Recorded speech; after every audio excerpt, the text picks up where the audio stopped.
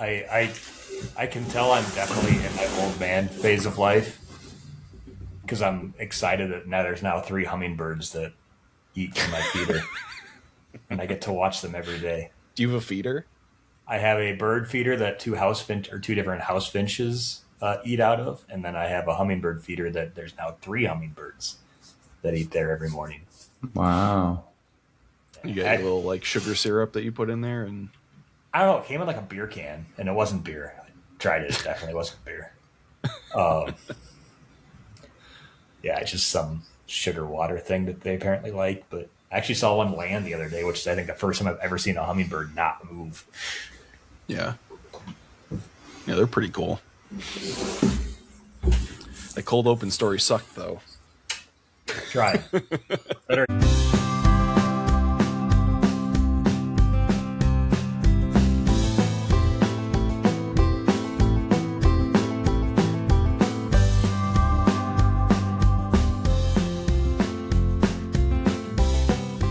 Podcast about bourbon and the ones who drink it.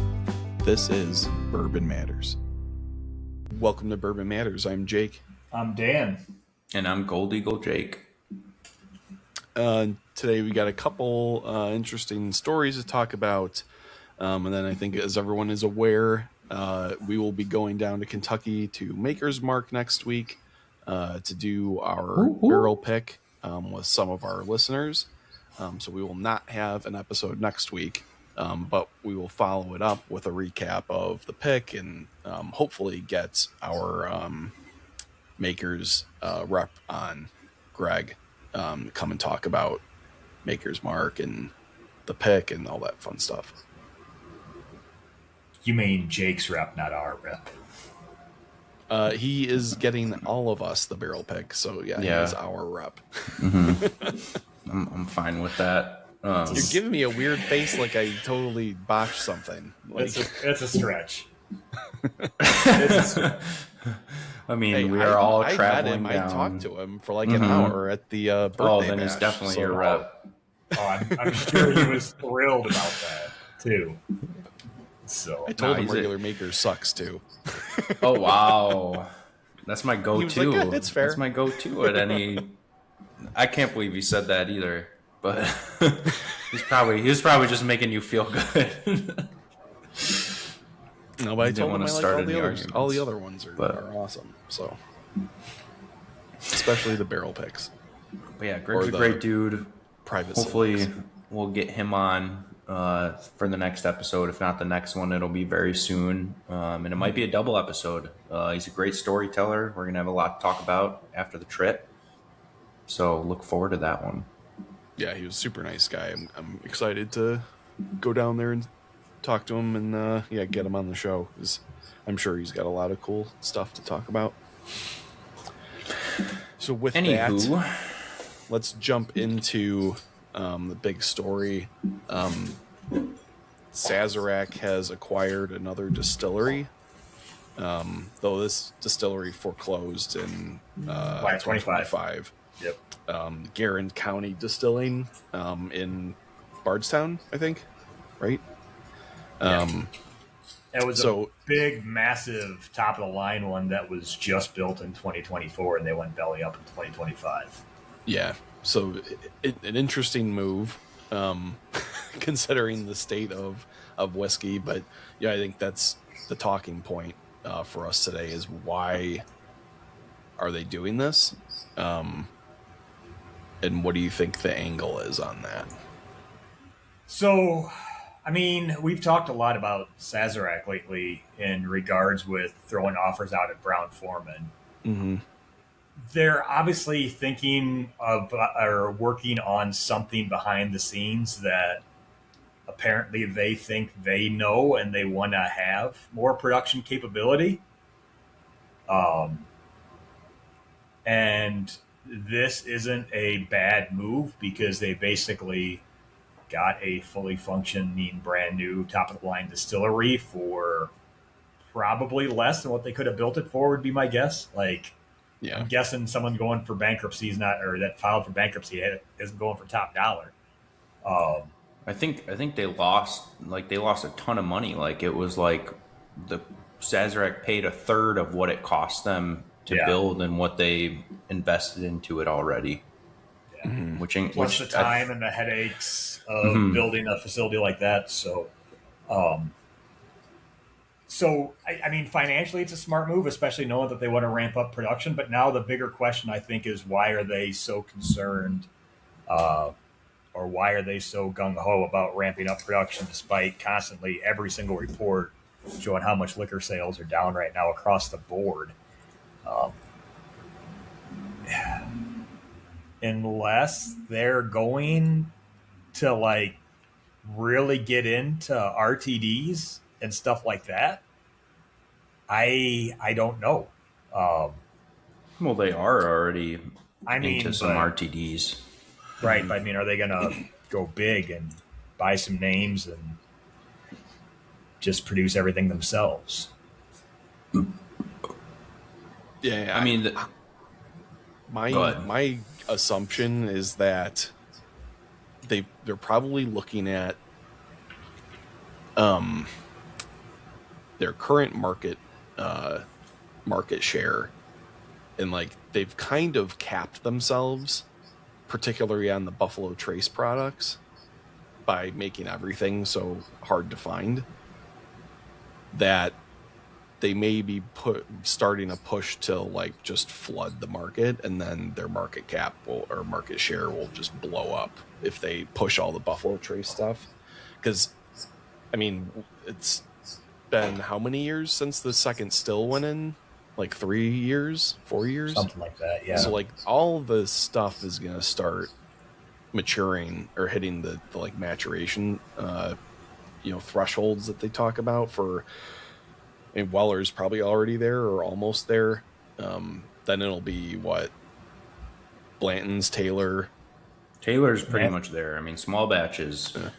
We're getting 10 to 15 cases every month of small batch, and it's still not enough, but it is on the shelf for days, if not a week at a time. Yeah. So yeah, I'm wondering if they're going to start doing that and just put out more all the time. But And then then they just utilize doubled these production though. Like, well, because then they could offload some of the other like crap that they do at Buffalo Trace to a secondary location. What crap does Buffalo? Oh, you're Well, don't they talking. do like Yeah. So the vodkas and like that kind of Yeah. stuff? So like the column stills at Buffalo Trace would be dedicated only to the like core Buffalo Trace SKUs, and then they're like freed up, to really extract some more cash out of the market, because I think they're like kind of hitting a ceiling with what they put out now. I'm kind of. I don't think they're going to make any Buffalo Trace products at this new facility. I think definitely Buffalo not. Trace is going to remain what it is. I think they've done enough expansion there. I mean, they put 1.2 billion into Buffalo Trace over the last 10 years just to expand it. So I think they're all set there, and I think they're also realizing that we haven't even seen the outcome really of this expansion yet. We've barely started to see the uptick in production in terms of whiskey that's actually being bottled and put out to sell. So I think they're going to just continue with stuff there, but they have so many other projects that they're working on. And this facility is pretty close to Barton 1792, which they've also put a lot of money into expanding Barton. It says they've dropped roughly $50 million into Barton over the past 5 years.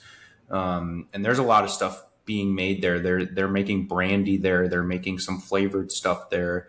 So it's not just whiskey that they're making at Barton. And I think this is going to free up some more space at Barton, being that it's also in Bardstown, but also give them the advantage of having state-of-the-art, pretty much brand spanking new equipment to work with.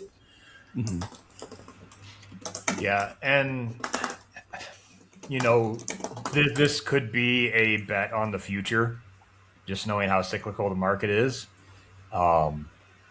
We know the younger generations aren't drinking as much as the older generations. We do know that the fastest growing drink category out there is THC drinks, but that's going to have a big overhaul from the sounds of it coming very soon, which is probably going to really slow that market down. Is this just Buffalo Trace playing 15, 20 years down the road when they can get something for a third of the cost, knowing that the next swell that happens in the spirits industry, they will already be prepped and ready to go for that swell, or have plenty of other whiskey aging or whatever. Yeah, I guess this most recent market boom, everybody was kind of caught with their pants down and then had to do these big expansions. So yeah, I think that's a good point, Dan. I think they may be planning for the next one in 10, 15, 20 years, potentially, when the current generations that are not drinking have their kids start drinking.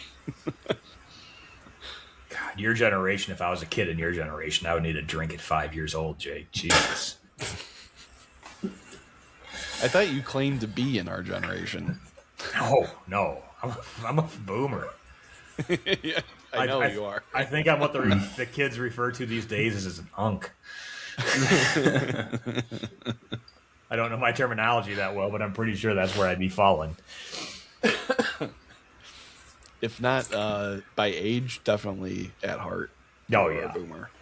I've always said, like, I'm like right on the threshold of am I millennial or am I not millennial? I grew up in the smallest town you could think of. Like, we're 5 years behind Gen everybody. X if you're not millennial. Yeah. I'm more. I feel I'd fall more Gen X than this, but that's just the old soul, and the old body. Yeah, I almost wonder if it's more of that of a play, because I don't think they're going to need to increase anything for Buffalo Trace, because they just doubled in size. They've been producing double production for 3 or 4 years. That's way more whiskey than what they're going to need with as low as the market is. So they're either trying to prep for something in the near future, or just this is going to be way cheaper to do it this way, and they have the cash. That's the only really thing I can see of why they would be doing that, or why they've been hard up for Brown-Forman so much. Again, I mean, the Brown-Forman thing also goes into the international market. Yeah. It'll be interesting to see if they start doing stuff at Girard County. And if they do, what are they doing? That'll tell us. That'll be a big tell. I'm sure they're going to start using it right off the bat. It's just a question of, like, what are they going to actually be producing there? Yeah, to me, it makes sense to offload some of the non-core products from either 1792 or Buffalo Trace. Like, get it all over there, have BT and 1792 focus on the whiskey SKUs, and then have, you know, vodkas or brandies or whatever distilled at this new facility. Like that kind of makes sense to me. But yeah, or just like grain neutral spirit. Yeah. Which I was reading that's a strong possibility, because that's needed in a lot of things, in bitters, and they make a lot of bitters. They make some 190 proof spirits, and they could just transfer that all over there. And MGP cut back big time on how much grain neutral spirit they were producing, which used to be a huge volume mover for MGP. And they switched to focusing more on like higher end whiskeys. And now I think they're possibly, regretting that a little bit, but Buffalo or Sazerac might have seen a little gap in that market, and, is going to use that for just some grain neutral spirits with however, thousands of different SKUs and items that they have that could probably need that. Mm-hmm. I'm trying to formulate a plot, but I'm getting stuck on one point here. I had kind of a rough idea, but I'm still working my way through it. Knowing that there is a lull, and if we look at like the last 10 years, so when we talk about contract distilling, MGP is massive. Then you have big facilities built recently, aka Bardstown. Whiskey House. Whiskey House, Middle West. Middle This West. is what that Gerard was supposed to be. Are they maybe thinking that maybe some of these big contract distillers aren't going to survive the downturn, and they're going to need a facility to make stuff like that in a few years if they think the market's going to come back in 10 years? And then they can go at some of the big contract distillers and try and sneak their business out. Well, I absolutely think, I think a variation of that could be that they're going to lean into the possibility of a more blow up of NDPs too, and say like, hey, like let's bet on the NDP market exploding. Then we can produce, cheap whiskey for the NDPs and make, easy money. Well, and I'm wondering too if they're gonna leverage the Sazerac name. I was gonna say, let people put on the bottles like produced by or distilled by Sazerac, and then have their own label on it, because that's a huge draw for anyone who wants to start up a brand to have Sazerac come in and produce. And they don't have anything like that. I mean, pretty much all their facilities are heritage distilleries, older distilleries. And even though they're putting all this money to ramp up the equipment and do all these expansions, you're still dealing with limited space and layouts, because the distilleries, when they were built in the early 1900s, were just not made to produce this much whiskey. As seen by the fact that Woodford still rolls barrels down railroad tracks. Mm-hmm. I mean, Buffalo Trace too. Yeah. And Barton, I don't know if you guys have ever been to Barton, but Barton is old, and there's a reason why they closed to the public a couple of years ago, because it's not the safest place to walk around. Everything there is super, super old. Walking on like a 3-story catwalk with the whole thing shaking, and you're just looking down through holes in the floor. I think this is an opportunity for them to attract other brands to them, and to be able to expand without any limitations on the actual site itself. Yeah. I mean, and they're not hurting for money right now. And they're picking this up for pennies on the dollar, basically. Do we know if this facility was set up as like an experience type place, or was it purely just a mechanical production facility? Purely production. Yeah, there's nothing to see there unless you just want to see some really new fancy equipment. Yeah, I mean, people listening everyone can have their opinion, pro or con, on Buffalo Trace, but if you're looking at sourcing whiskey to create your own whiskey brand right now, and you're like, I could either have something affiliated with Buffalo Trace on my label or Middle West, you'd be an idiot if you think you can sell more. Yeah, you'd be an nothing idiot. Against Middle West. I have a whole bunch of things against Middle West, but well, the smart people know that they're producing some really, really great whiskey, but distilled in Ohio does not sound as appealing as distilled in Kentucky, in Bardstown, Kentucky, by Sazerac. Yeah. Well, we've seen how like the buff turkey, like NDP bottles, like people go absolutely fucking nuts, for those. Well, like getting real Sazerac juice, in your NDP is like the holy grail. I mean, just look at. I mean, it's not like it's the biggest brand, but Bowman always has like some of the top whiskeys of the year, and that's all Sazerac juice. Yeah, and, I mean they're doing. But that's other not things. Like a secret. Like no, they're doing other things with it. But I mean, you're getting somebody that puts out really, really good juice as long as you know what to do with it. And Bowman's done a very good job of creating the label off of their juice. So, that could be the other thing too, is them looking at, hey, we can put our name on a sourced whiskey, and that's going to outsell. That would easily outsell Middle West or Bardstown for people looking to buy. MGP, I think, has a strong enough name. It'd be a good competition, but I mean, people have their pros and cons on MGP, but MGP makes good juice too. Yeah, And I for think sure. less people are turned off at seeing MGP than what they used to be, hopefully. But again, you put Buffalo Trace or Sazerac on that bottle, it's automatically has probably about $3 or $4 more value than Middle West or Bardstown. So Yeah. Yep. At least in the near future. yeah, but I mean, God, yeah, I think there is, as long as they're not going to try and dilute down their brand and affect their brand, never hurt the cash cow. Yeah.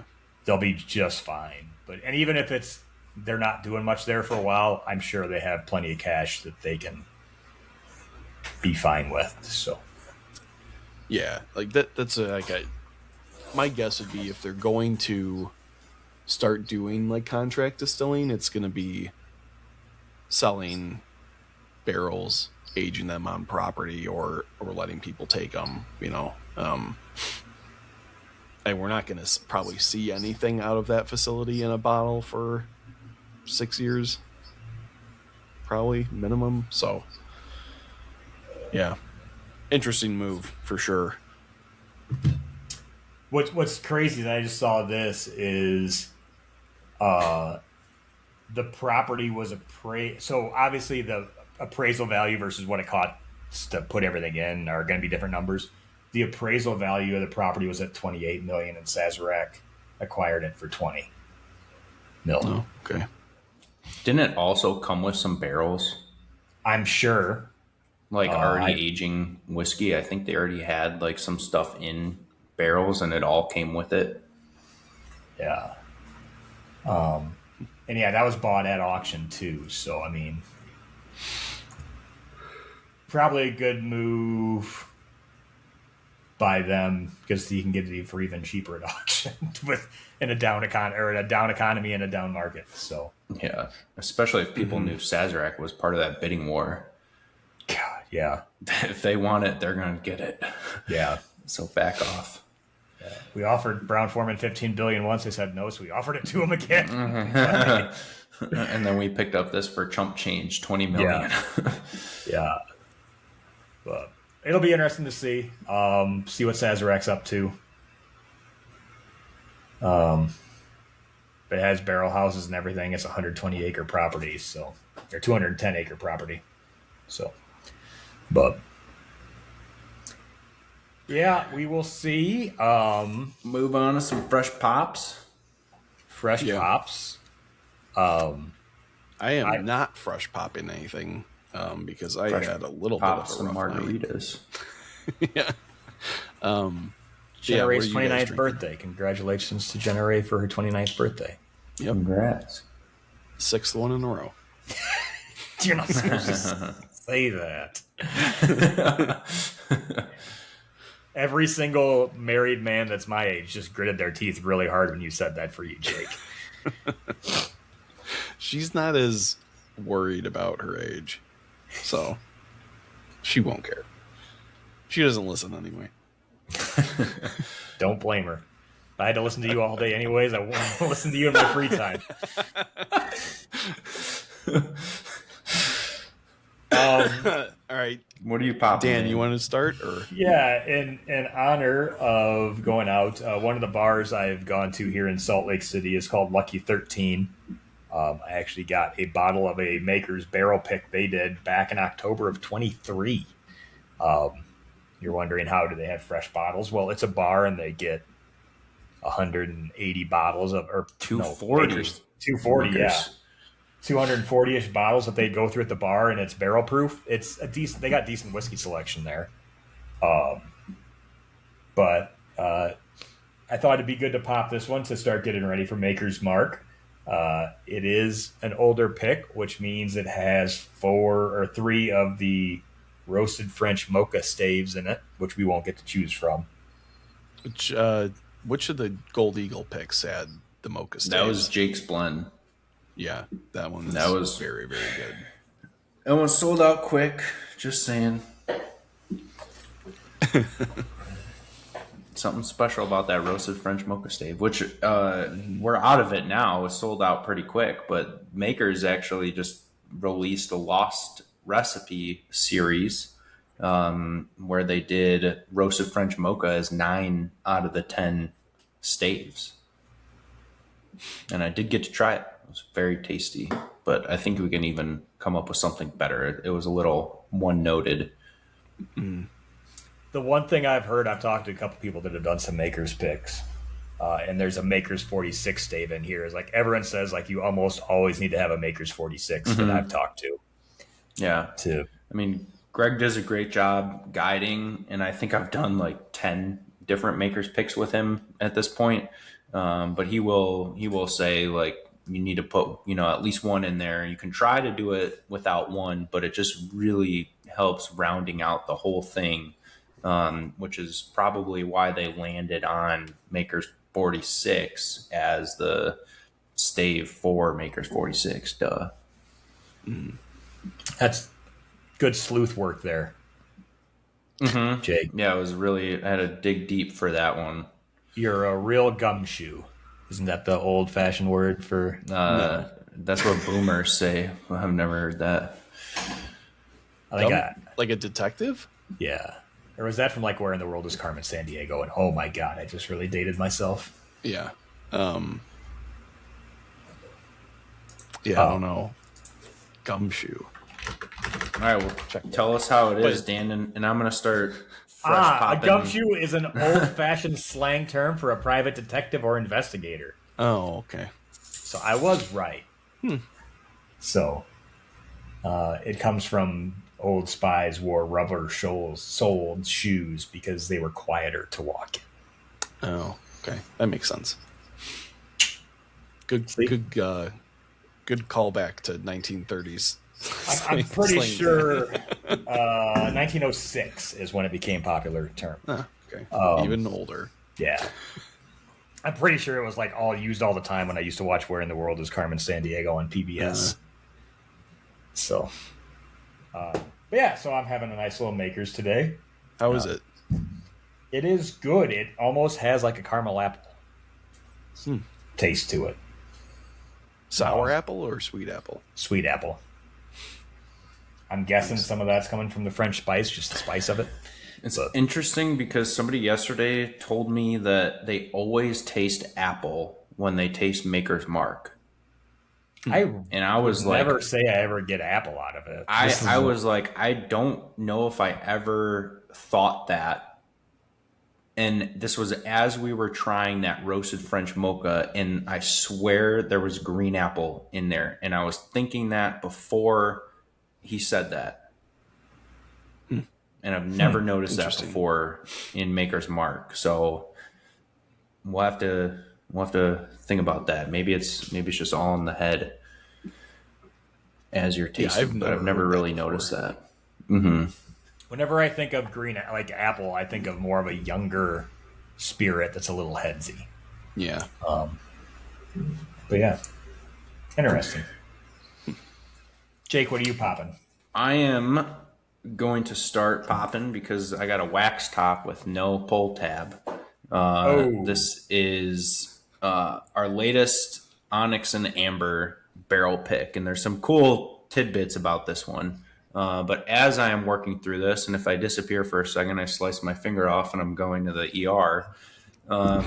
What are your guys' thoughts on wax tops, specifically without pull tabs? Because this conversation came up a lot at the bar this week, being that we released this bottle.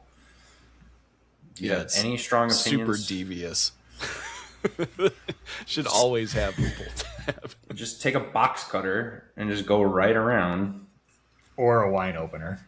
I've done that before. Or a wine opener, but I just take a box cutter and it's super easy. Boom. Right around the top. But somebody was telling me they refuse to buy bottles that don't have a pull tab and a wax top because they're not going through all that struggle to get it open.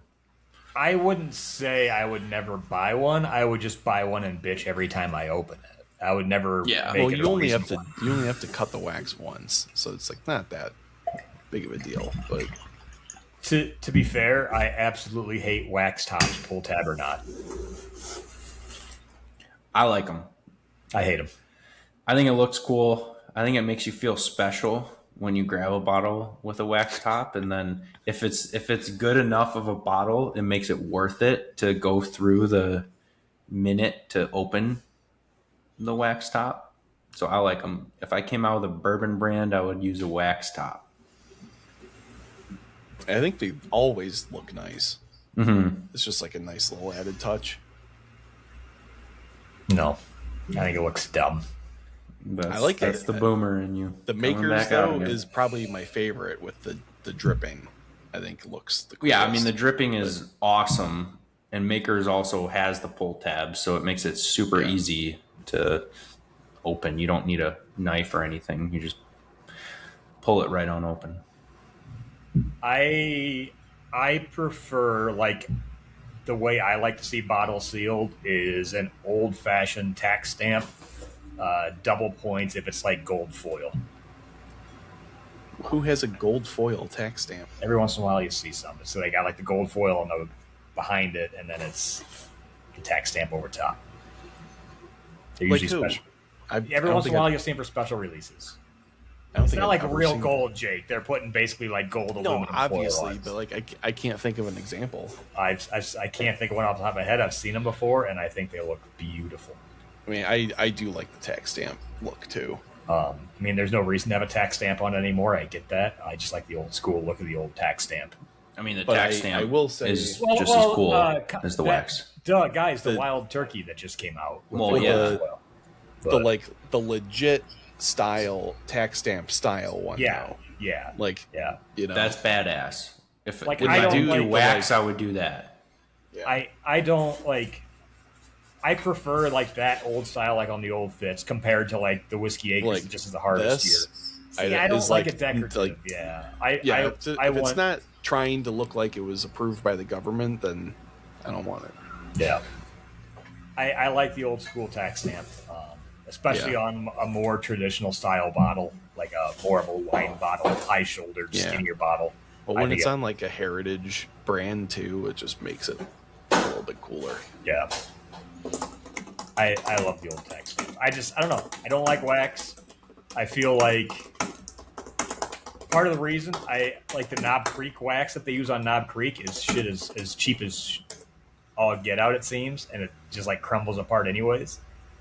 The knob ones are not usually. I hate good. Like I've had it happen on a Makers before when you try and take the wax off with a pull tab and it just breaks and then you're stuck anyways, and it's like you still got to cut it open. I think wax is dumb. It takes me longer to get to my bottle of whiskey, and I do not like that. That's my opinion. So, but all right, I'm going to talk about this Onyx real quick. Okay. Yeah. We dropped 3 barrel picks this week. I'm always a little biased, but all 3 are, my new children, dear to my heart. So I love all of them. They are all very, very good. I would highly recommend all 3. My favorite is probably this Onyx and Amber. It's an 11-year MGP bourbon, aged in a Canton Cooperage barrel. You guys familiar with that? I read your post, so yes. I didn't read your post. I just looked at the pretty pictures. All right, cool. So Canton Cooperage started in Canton, Ohio in the early 1900s, and in the 80s moved to Kentucky. Now they're in Lebanon, Kentucky. But they primarily focus on making wine barrels. Now, I have to don't get confused and think that this bourbon was aged in a wine barrel. It was a new oak bourbon barrel, obviously, because it's called a bourbon. But in 2015, there was that big shortage of bourbon barrels and oak, and these cooperages, or the cooperages that were out, were not prepared for the boom of bourbon, and nobody could get new oak barrels. So Canton Cooperage primarily focused on wine barrels and primarily like super high end wine barrels. Like they came up with the Grand Cru term for a barrel by air drying the staves for 3 or 4 years, which is pretty much unheard of because a lot of Kentucky distilleries will air dry for 3 to 6 months. And it makes a huge difference when the staves are air dried that much. I mean, look at, I don't know if you guys have tried it yet, probably not, but the E.H. Taylor cured oak. That is the exact same thing, but the staves are air dried for 13 months. So, I don't know if Buffalo Trace says what they normally do for air drying, but typically the big distilleries will do 3 to 6 months because time is money, and sitting and waiting for those staves to air dry, you're not getting anything. You're not getting any whiskey into the barrels. So this MGP went to Canton and started buying barrels. They're like double the price of bourbon barrels, but it's premium wood, and they air dry for a minimum of 12 months, and most of the time 24 to 36 months. So double, if not more, than the E.H. Taylor cured oak. And they started filling these Canton barrels, not knowing what was going to happen, but it was all they could do, and they didn't want to waste the distillate. 8 years later, people start realizing, holy shit, these Canton barrels do wonders for bourbon. Makes a big difference. And that is what we have here. So I get like way more wood sugars, way more toasted oak. If you blinded me on this, I would tell you it's a toasted finished bourbon. But it's just a straight 11-year bourbon, and it's only at 105 proof, but packs flavor way higher than 105. I'll be sure to bring one of these down so everyone can try it on the trip next week. Because this is like my ideal bourbon, and I think it's a perfect proof point, perfect flavor, perfect balance. Just a really good barrel pick. Yeah, whenever they sent you us. get Oh, go ahead. Go ahead. I was just going to say they sent us 12 samples, which is a lot. And so me and two other guys just kind of had tiny tastes and narrowed it down to like our top 4 or 5. And the top 4 that we set aside were all 4 Canton barrels, and the other 8 were not Canton barrels. And we didn't know what we were tasting until after talking to them and getting the info on the samples. Yeah, I was just gonna say, like, whenever you get a barrel where where the proof is like sub 110, like at full strength, like I feel like they're just always like total bangers. Yeah, it's like you get all that flavor without all the extra alcohol, affecting your palate. Yeah, I mean, I don't necessarily need something higher proof, but I need something with more body and flavor, and usually under 110 or especially under 100, I don't get that, and it's just lacking in a bourbon for me. So when you do see us pick something that's under 110 proof, you better believe it's going to taste like higher proof in the best way possible. Buffalo Trace goes 6 months for air drying their staves. But then, like, they did the old Charter Chinkapin, which was air dried for 2 years. Okay. And then the E.H. Taylor cured oak is 13 months. Cured oak was 13 months. Some other have been in there up to 36, but they don't list those off. So I mean, I think like stuff like that and stuff like the Canton Cooperage story is like really interesting, nerdy tidbits that the average person never would think about. And even, a lot of bourbon connoisseurs probably don't think about the cooperage and who's putting together the barrel. You're just thinking about the distillery most of the time. So I think these tidbits like this are just super interesting. Yeah. Yeah. Good to know. Do you have any of that left, or did that go? Yeah, it's about halfway. It is $110 bottle, but I think that's pretty fair for an 11-year barrel proof MGP bourbon. And I think once people start getting a taste, like this one will start to disappear. Nice. All right. Well, before we go, we will all see each other here pretty soon. On what today is Saturday, so we'll see each other on Thursday. So only a few days away. Mm-hmm. We're getting our final plans and put everything together. Gonna be a good time. So we have what, 5 listeners or 5 people that say they listen. Regardless, we don't verify that are I mean, coming down. they must be, because we had an influx of people reaching out to join us on the trip right after that episode aired. So That's fair. give them some credit, Dan. Should be a good time. I'm gonna hit up a few distilleries when I'm down there with my buddy Kyle. We're gonna hit a few more because we're gonna get in late Wednesday, so we'll basically be distillery hopping all day Thursday. Because we're staying in Lexington. We looked at right by us is going to be Buffalo Trace, Castle Key, and Woodford. Kyle hasn't done any tours. I've done all those tours. So we're just going to hit those places up. We're not going to tour those. I think we'll swing by Larrikin since we have a 4:00 tour at Wild Turkey. So get to go see that, even though Gold Eagle Jake says it's a crappy tour. We'll see. Well, I've never done the tour. Oh, but you always seem to talk shit about it. At Wild Turkey? Yeah. I mean, that's I don't talk shit about it. Every time I've been there, has not been when their gift shop's been under construction for like 5 years. So every time I've been there, which I think it's open now, like they just got it. That opened last open, summer, I believe. Okay. Or last Yeah, fall.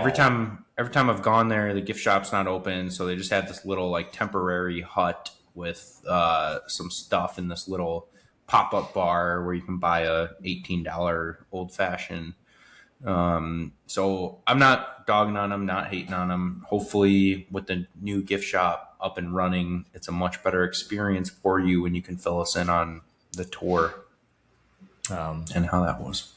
Yeah, so looking forward to that, and then we'll get to our house Thursday night, and Friday will be the big day next week at Makers. You guys doing anything extra or special with your time down there? Yes. We're going to go to Louisville Saturday and hang out there, then fly home Sunday. I've never been to any of the places on Whiskey Row, so I'm excited for that. Gold Eagle Jake, are you doing anything fun, exciting, or stupid when you're down in Kentucky?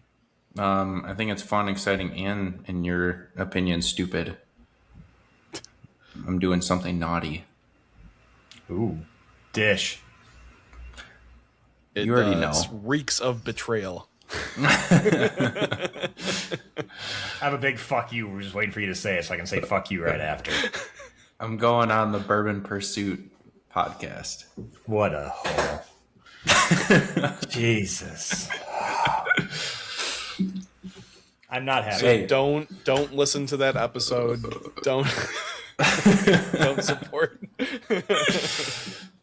Hey, I already got the clear. I told them, hey, you shouldn't even done that. Ask for forgiveness, not for permission.